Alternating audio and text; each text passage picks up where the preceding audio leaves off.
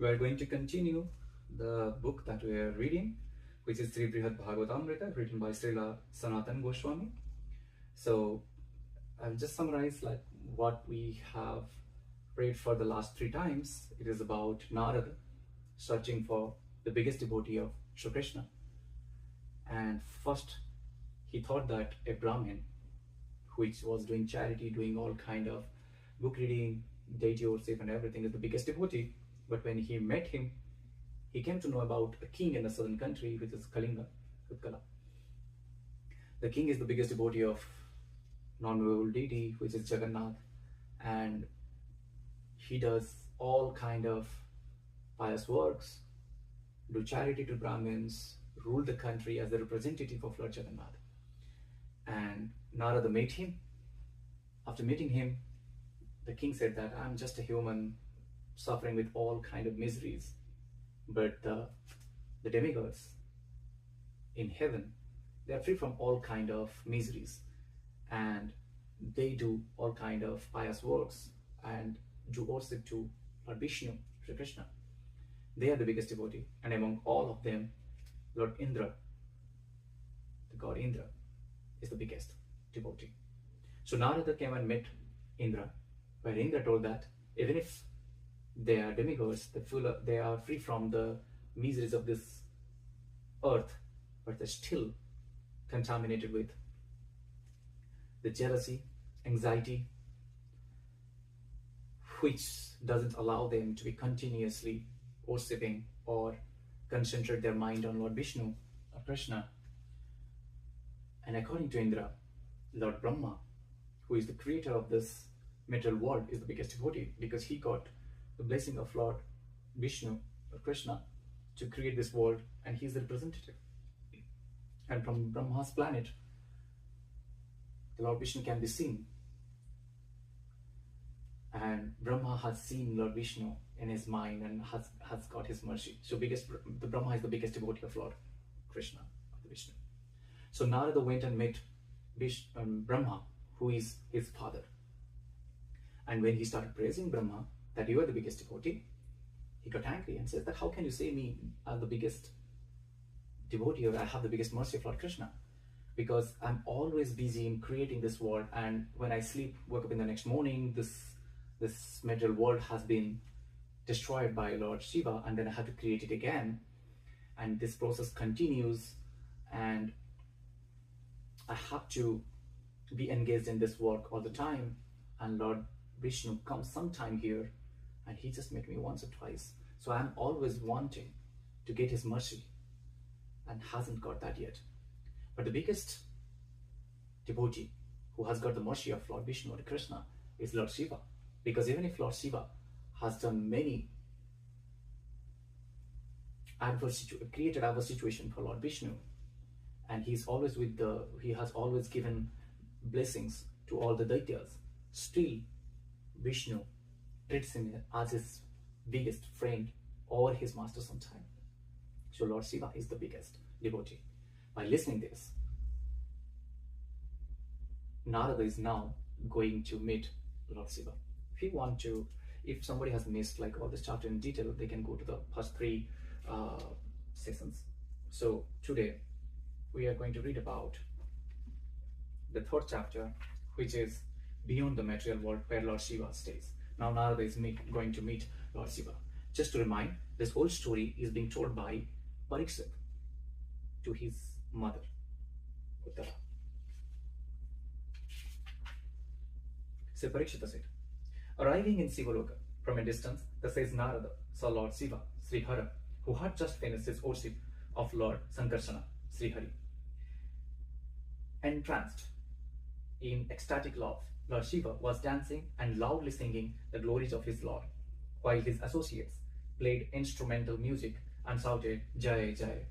With great affection, he praised his assistant like Nandishwara, as well as Gadasuma, who was expertly clapping her hands. The sight of all this delighted Narada. Vibrating his veena and nodding his head to show respect, he called out several times, "You are the greatest recipient of Krishna's mercy." And in a sweet voice, he recounted to Lord Shiva everything just told him by their father, Lord Brahma.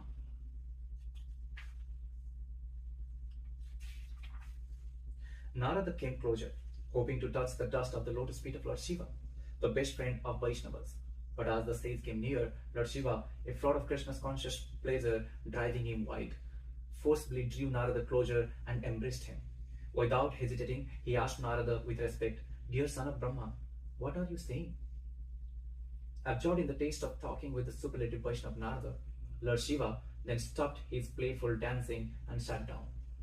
He sat on a straw mat in the Virasana posture, and a few of his gentle companions seated themselves around him. With devotion, Narada bowed down to Lord Shiva, the life and soul of Parvati, and chanted the six-syllable Rudra mantra. Narada then recited prayers glorifying Lord Shiva as the supreme controller of the universe and elaborately proclaimed the fullness of the mercy bestowed upon Shiva by Lord Krishna. Lord Rudra, the best of Vaishnavas, the initiator of devotional service to Vishnu, at once covered his ears and angrily replied. Rudra said, "I am not the Lord of the universe, nor an object of Krishna's mercy. I am just a poor soul, always hankering for the favor of the servant of his servants." Sri Parikshita said. Upon hearing this, the sage Narada was shocked. Thinking he had acted offensively, he at once stopped praising Lord Shiva's non-difference from Krishna's and began to speak in soft voice.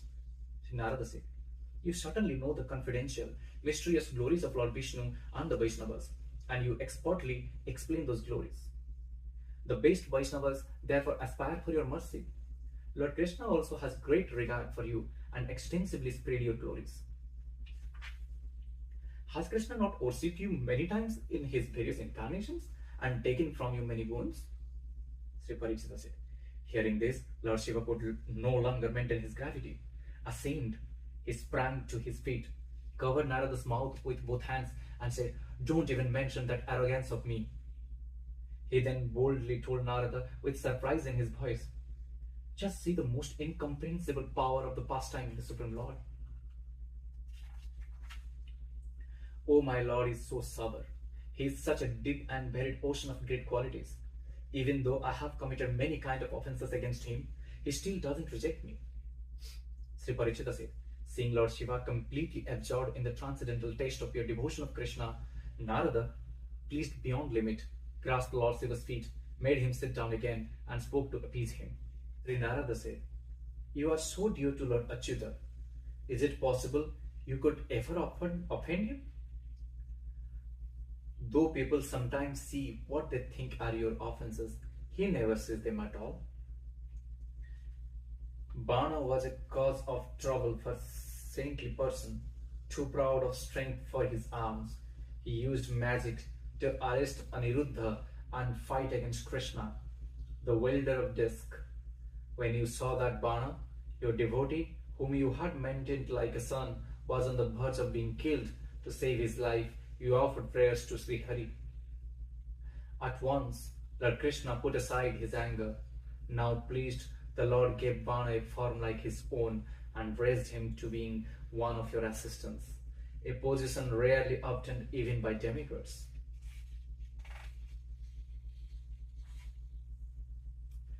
When such enemies of the Vaishnavas as Gargya worshipped you by severe penances, the benedictions you gave them were not without loopholes.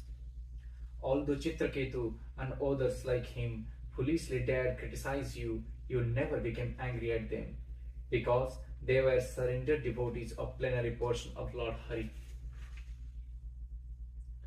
Once, just to please Lord Krishna, you expressed the desire to become even greater than he. But then, you very cleverly modified your request, asking him instead to make you his devotee. Therefore, the Supreme Lord granted you and the goddess Durga the authority to give liberation, the liberation for which Brahma and many others prayed.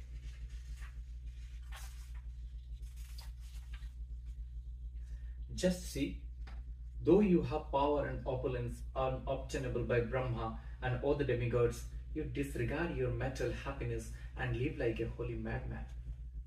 Always fixed in the trance of devotion for Lord Vishnu, you appear totally insane. Who else but you would go dance naked with his wife and attendants? Today, I have finally seen your amazing, uncontrollable eagerness to serve the Supreme Lord in pure devotion. No wonder Krishna always loves you the most. What more can I say?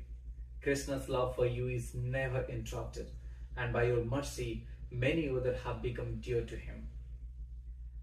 By Mother Parvati's mercy, also many other persons have become dear to Lord Krishna. She knows in detail the true nature of both Lord Krishna and you. Mother Parvati, Ambika, is Krishna's own sister, who always receives his affection. That is why you care for her even though fully satisfied in yourself. You give her pleasure by always holding wonderful festivals with singing of Lord Vishnu's name and recitation of his glories. All those times he enjoys the company of Lord Vishnu's devotees. Say Parikshita said, Dear mother, Lord Shiva was so embarrassed by hearing this that he lowered his face. Then that leader of Vaishnavas answered the great devotee Narada. Sri Mahesa said, Oh, how painful is this! My dear Narada, free of every trace of false pride, how can you compare me, the root of all pride, to Krishna, the Lord of prideless sages? I am covered by many false identities. I consider myself the Lord of the universe, the all-knowing giver of knowledge, the liberated bestower of liberation, the devoted granter of devotion for Vishnu. When the fearful time of annihilation arrives, in which everything must be devoured, I am obliged by a mode of ignorance to destroy the entire cosmos. When I think of this, I feel ashamed. Dear Narada, if I had even a drop of mercy of Lord Hari, why did he fight me when he took away that parijat flower, when Aniruddha stole Usha, and on other such occasions? Why would he worship me, his servant, and why would he order me, turn people away from me by concocting your own versions of scripture? You joyfully praise the power of me and my wife to bestow liberation. But we think this power terrible, because the Lord's devotees felt distressed to hear of it. Therefore, O best of Krishna's associates, do not think me a recipient of his compassion. Rather, those who have obtained the essence of his mercy are the resident of Vaikuntha. They have given up everything else worthless straw, worshipping their dear Lord Hari in pure devotion. They have no respect for the desirable achievements of this world. They will not even glance at those perfections. Those devotees have abandoned every kind of false pride, and they have attained the world beyond the material modes and devoid of all fear, Vaikuntha, which is such Sat Chit Ananda, full of eternity, knowledge and bliss. In Vaikuntha, the residents have Sachidananda bodies and may avail themselves of the supreme opulence of Lord Hari. They have Sachidananda powers equal to his, but the residents of Vaikuntha do not like to accept such equality with Lord. They are satisfied simply to worship Lord Hari with devotion. They travel freely wherever they want, protecting and promoting the cause of Lord's devotees and the Lord devotional service. Always worshipping the Lord in Vaikuntha, they seem amused by those who are merely liberated. The Vaikuntha Vasis are always busy in various services, for which they even take on form like those of birds and trees. They can always see him in person, Lord Hari, who inspires everyone's pleasure and whose lotus feet are cared for by the goddess's fortune. Their life in his company is pure joy. Ah, where else can one see compassion so exalted as that which Sri Krishna showers constantly on the resident of Vaikuntha Loka? In Vaikuntha, nothing exists but devotional service rendered through Sankirtana, and in many other forms.